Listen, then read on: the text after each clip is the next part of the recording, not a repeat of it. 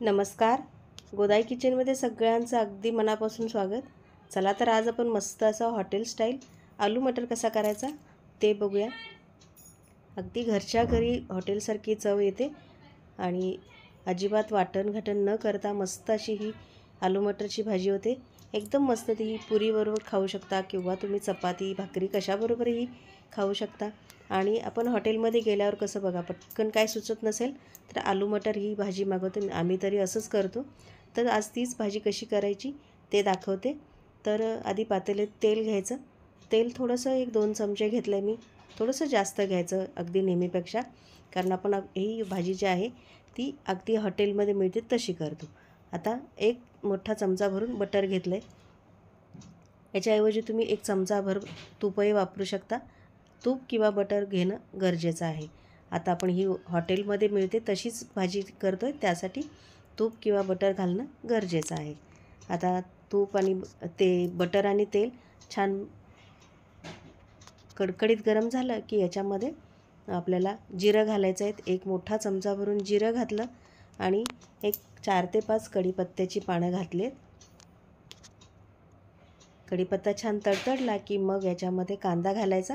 तर कांदा इथे आहे ना, मी 2 मोठे कांदे बारीक चिरून घेतलेत, ते घालते.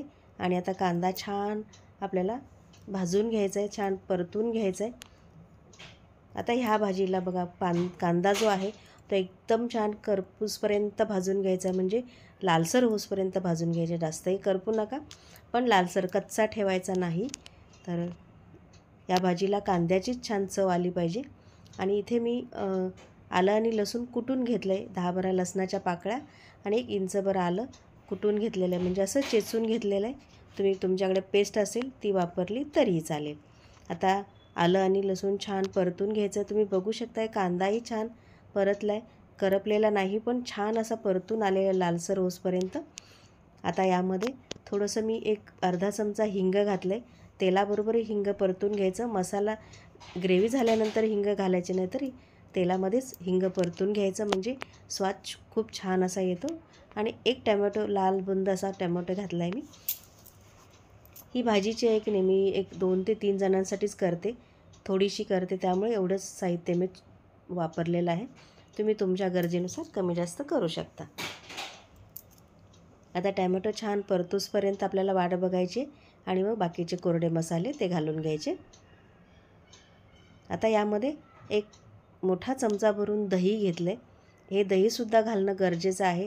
तुम्हाला याच्यामुळे अगदी हॉटेलसारखी चव येणार आहे. तर दही गॅस कमी करायचा आणि मग दही परतून घ्यायचं. गॅस मोठा ठेवून दही परतून घेऊ नका. आता यामध्ये 2 मोठे बटाटे आणि 1 वाटीभर मटार घेतला आहे. आता हा मटार जो आहे की नाही सोलून मी फ्रीजमध्ये ठेवत असते. असाच ठेवत असते, त्याला काही प्रोसेस वगैरे काही करत नाही.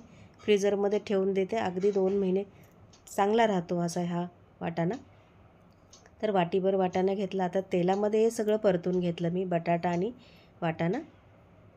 आता याच्यात कोरडे मसाले घालायचे. जिरेपूड, धनेपूड, गरम मसाला अगदी थोडे अर्धा चमचा घातले. हळद घातली 1 अर्धा चमचा. आणि यामध्ये लाल मिरची पावडर आणि काश्मीरी मिरची पावडर हे दोन्ही घातलेले मी. तिखट थोडीशी आणि थोडंसं अगदी 1 अर्धा चमचा कांदा लसूण मसाला घातला. मी तिन्ही घातलेला आहे. कांदा लसूण मसाला थोडासा वापरला आहे, कारण कांदा लसूण मसाला जास्त वापरला की आपल्या घरगुती भाजीची चव येते, त्यासाठी मिरची पावडर थोडीशी जास्त वापरले. लाल तिखट थोडंसं वापरले आणि काश्मीरी मिरची पावडर वापरलेली आहे. आता सगळं मिक्स झालं आणि यामध्ये आता थोडंसं आपल्याला मीठ घालायचं चवीनुसार, अगदी चवीनुसार मीठ घालायचं. आणि हे जे आहे की नाही हे आहे ज्वारीचं भाजलेलं पीठ आहे. ज्वारी किंवा तुम्ही बाजरी कुठलीही किंवा तांदूळ खरपूस असं भाजून त्याचं पीठ करून ठेवायचं.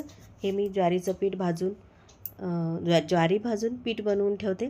कधीही मसाल्याच्या आपल्याला भाज्या करायच्या नसल्या की पटकन 1 चमचाभर याच्यामध्ये ते पीठ घातलं की भाज्याला रस्सा छान घट्टसर होतो, दाटसर होतो रस्सा खरं म्हणजे यांनी. किंवा तुम्ही येसूर तुमच्याकडे असेल तो वापरला तरी चालेल. येसूरची रेसिपी आपल्या चॅनलवर आहे. हे बघा छान असं हे मस्त सगळ्या भाज्या, बटाटा आणि वाटाणा छान मसाल्यावर परतून घेतला. आता याच्यामध्ये जेवढं पाहिजे तेवढं, हे भाजी तुम्हाला कितपत पातळ करायची आहे तशा तुम्हाला थोडंसं पाणी घालायचं आणि छानशी रस्सा करून घ्यायचा. आता हे बघू शकता तुम्ही, अगदी मी थोडाच रस्सा केलेला आहे, एकदम जास्त केलेला नाही. तुम्हाला जेवढा पाहिजे तेवढा रस्सा, पण हा जो रस्सा आहे की नाही दाटसरच करावा लागतो. हे बघा, पातळ एकदम करू नका. आणि बटाटा शिजेसपर्यंत वाट बघायची. आणि बघू शकता मस्त असा आपला हा आलू मटर तयार झाला आहे की नाही. अजिबात काही वाटण घाटण न करता केलेला आलू मटर आहे. रेसिपी कशी वाटली मला कमेंटमध्ये नक्की सांगा.